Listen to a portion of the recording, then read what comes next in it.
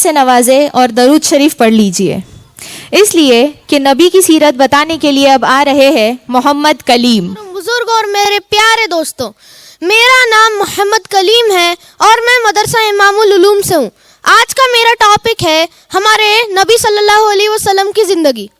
آج سے 1400 سال پہلے کی بات ہے، جب چوری، مار کاٹ، لوٹ پاٹ یہ سب عام ہو چکا تھا۔ دنیا میں کفر اور شرک کا اندھیرا چھایا ہوا تھا، سارے رسول جا چکے تھے۔ پھر ایک دن اللہ تعالیٰ کو رحم آیا اور انہوں نے ہمارے نبی یعنی حضرت محمد صلی اللہ علیہ وسلم کو بھیجا، اور وہ بھی ایک قبیلے میں۔ اس قبیلے کا نام تھا قبیلہ قریش۔ اس قبیلے کے سردار تھے حضرت عبد المطلب۔ جب لوگوں نے ان سے پوچھا کہ آپ نے اپنے پوتے کا نام محمد کیوں رکھا، تبھی حضرت عبد المطلب نے فرمایا کہ آگے چل کے سبھی لوگ میرے بچے کی تعریف کریں، اس لیے میں نے اس کا نام محمد رکھا۔ پھر اس کے بعد جیسے ہی ہمارے نبی پیدا ہوئے تھے، تب ان کی امی نے ان کو حضرت حلیمہ سعدیہ رضی اللہ کے پاس چھوڑ دیا تھا پرورش کے لیے۔ پھر انہوں نے ہمارے نبی کو 2 سال تک سنبھالا۔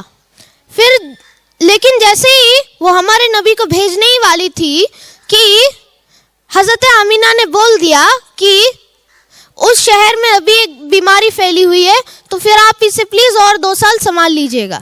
پھر جب ہمارے نبی آفیشلی 4 سال کے ہوئے، تب انہیں ان کی امی کے پاس لوٹا دیا گیا۔ ایک دن جب ہمارے نبی 6 سال کے تھے، اپنی امی کے ساتھ ایک سفر پہ تھے اور وہ بھی اپنے نانا نانی کے گھر جا رہے تھے۔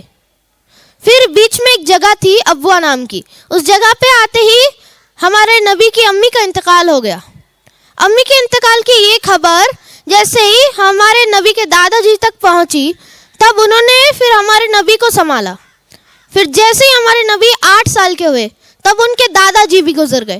دادا جی کے انتقال کے بعد ان کے چاچو نے انہیں سنبھالا۔ ان کے چاچا کا نام تھا حضرت ابو طالب، اور بھلے ان کے چاچا مسلمان نہیں تھے، پر انہوں نے ہمارے نبی کی پوری زندگی ڈھال بنے رہے، پوری زندگی ان کی پرورش کی۔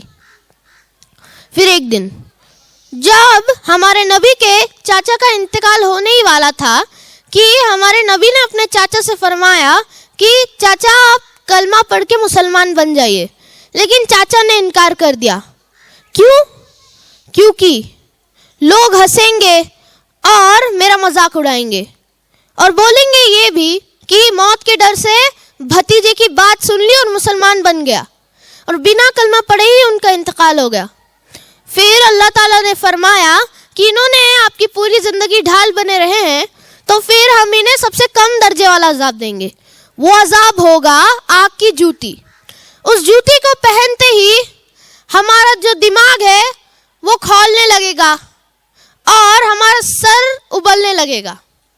تو آپ خود ہی اندازہ لگا لیجئے کہ اتنے چھوٹے درجے والا عذاب اگر اتنا خطرناک ہے، تو بڑے درجے والا عذاب کتنا خطرناک ہو سکتا ہے۔ تو اس سے بہتر یہ ہے کہ 5 ٹائم کی نماز پڑھو اور قرآن پاک کی تلاوت کرو۔ جزاک اللہ خیرہ، والسلام علیکم ورحمۃ اللہ وبرکاتہ۔ محمد کی محبت ہی دین حق کی شرط اول ہے، محمد کی محبت ہی دین حق کی شرط اول ہے، رہی اس میں اگر کمی تو سب کچھ نامکمل ہے۔